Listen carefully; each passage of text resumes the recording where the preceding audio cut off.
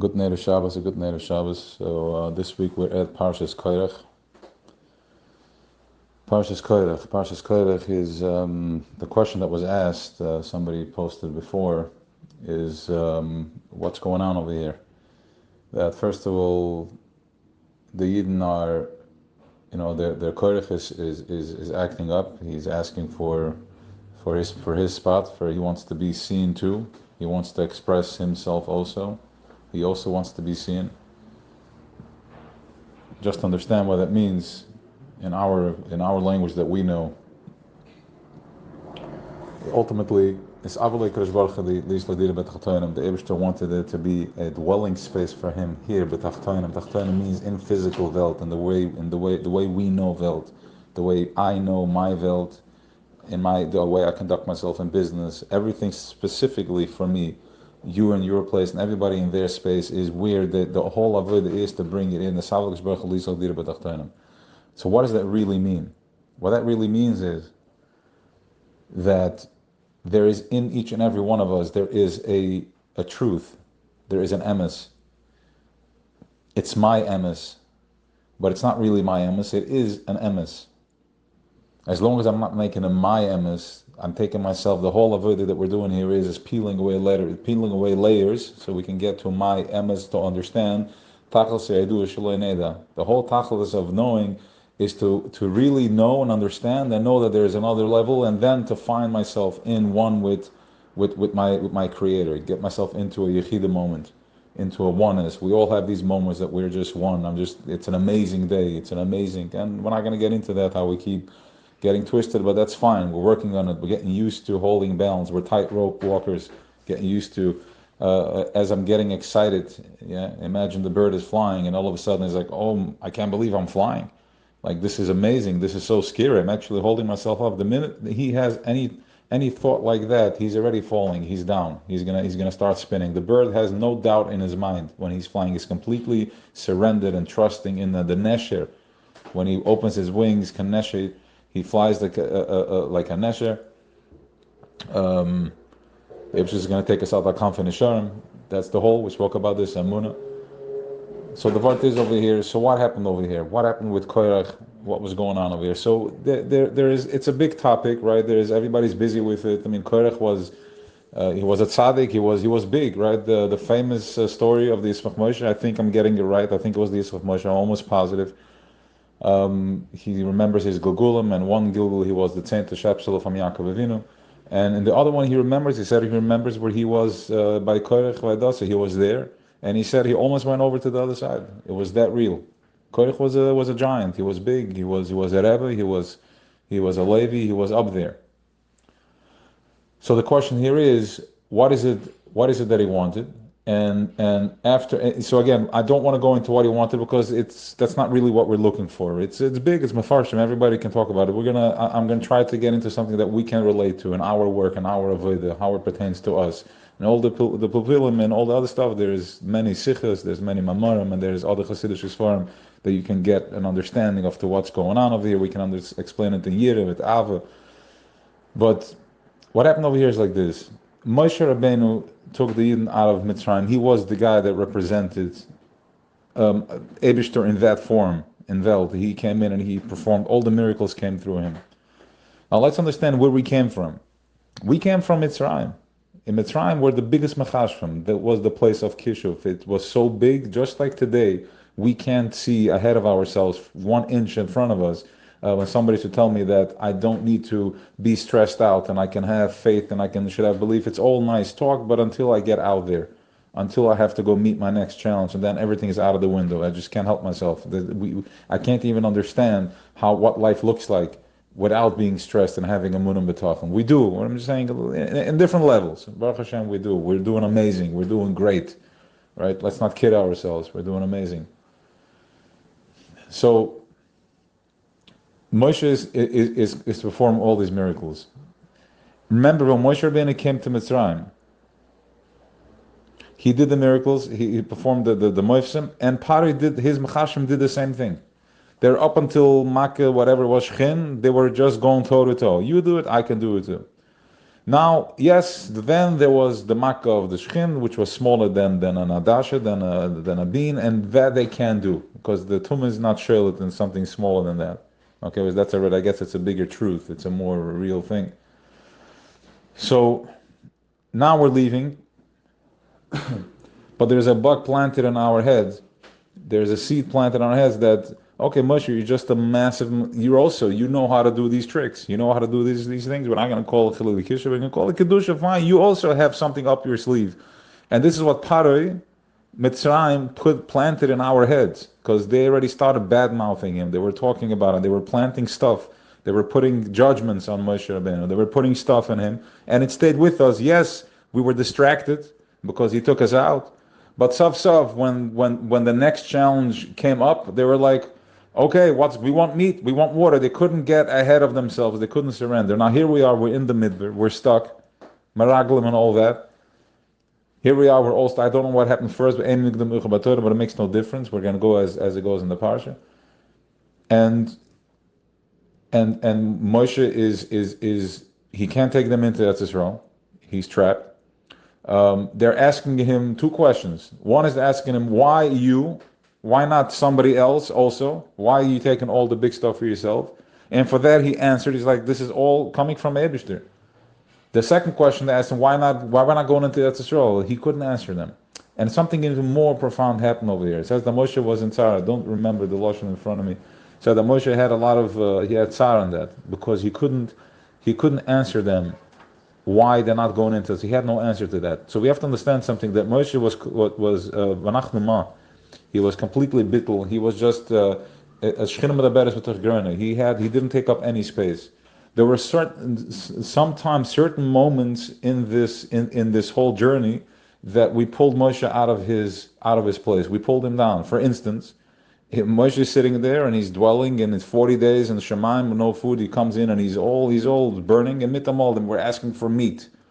I want meat. We want behema. Give us a behema. And he's like, Rabbanu Shalom, are you guys serious? We're in the middle of deep Farbreng over here, where everybody is fired up, and you guys are asking me for meat. Like I thought that I'm over here. I'm talking about the highest levels of Torah, and you guys are talking about meat. So they pulled him down. This was another one of these moments where Moshe was pulled out of his place, and he had tremendous sorrow because he's like, why Taka? Why are we here? Like he became aware of what's going on. They pulled him down. Now, when Moshe did the Ketores, and they got and the people died, and the earth swallowed up, they were still not convinced. Why were they not convinced? Because Ketores is something that kills people, and they said, you Moshe, you are a smart guy. You knew that anybody that messes with Ketores is gonna die. Not even Avihu died. What's the big deal? So after they saw this big chaos going on over here, they were shaken up to the core, and they're coming back twice. They wanted to kill him. They says Moshe and Aaron had to run into the Mishkan, and the Nanakov came down, and it said, I'll take it in me. They were throwing rocks or not. They were about to. He said, I'll take it within me, but not Moshe and Aaron should not be hit. So the Eibush is like, you go ahead, you do the shked and go put a mata.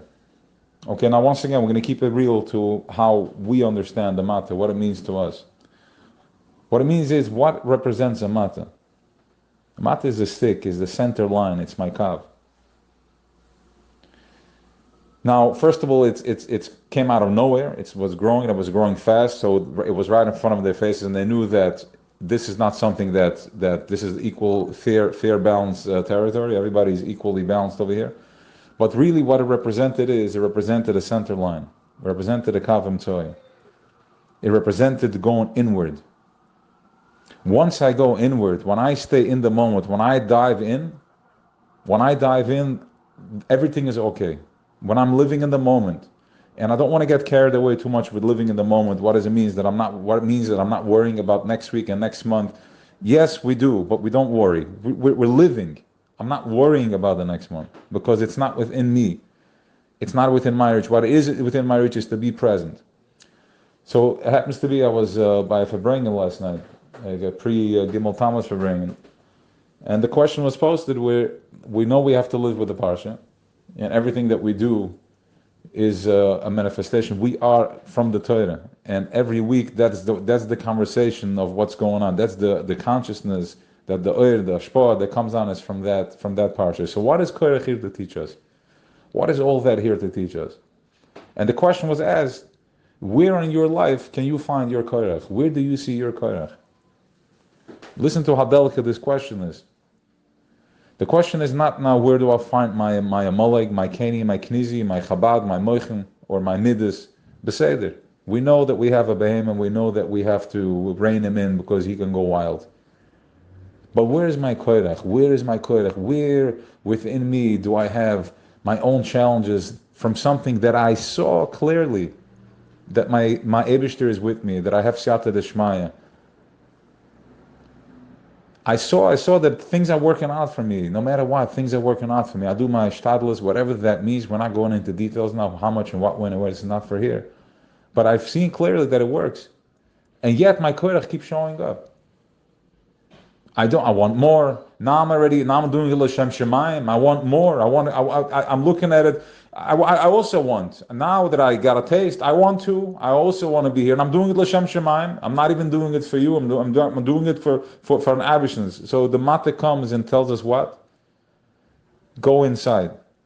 Yes, you can make a mistake even l'shem shemayim. Even by having good intentions, we could make a mistake. And the way the forget about making a mistake. The direction, what it's teaching us is the directive that we're getting, and what we're learning from this is to go inward. Even especially when I'm already conquered. I'm mindful of my Amalek. I'm mindful of my Noga, and I'm mindful of all my shortcomings. And now that I'm fired up, how do I go forward? Now that I'm burning and I know I want more and I'm connected. Going inside, looking at the mata, going in my center line, my kaf, my sheder, my spine. This is where I'm aligned. This is where I need to go. Keep constantly checking my inside. Derech Agav, for the question that why now that they asked for forgiveness, now that they came and they had Tanis again, the Eibush said, I'm gonna kill them all, and 14,000 people died. The question is like, what's the message over here? There's a question like that. The answer is that one of the Mefarshim is saying that Negev does not mean a Magefa. Negev means a Makeh. And it brings it out from Rashi in Parshas Mishpatim, where it says that if somebody hits a woman and she dies, it does not mean that she dies. It means that he hit her. Okay, so it does not mean necessarily that the Magefa doesn't mean, it means a Makeh. And we know Negev is also, we can already play with words over here. Negev, Oineg, Nega, which is, we're living in real time.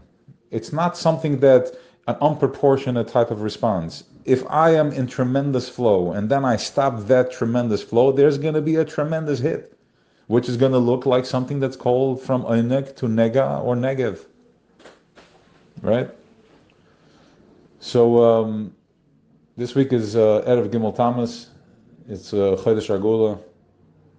For us that are, especially that we are connected to this consciousness, it's a very, very powerful time. We can feel it in the air. It's intense. It's stressed. I know multiple people have said that without even knowing it. It's just yesterday. It happens to be was a good day, but it just something was off. Something was just a squeeze. There was just like an uneasiness. We already know what that means. We know exactly what that means.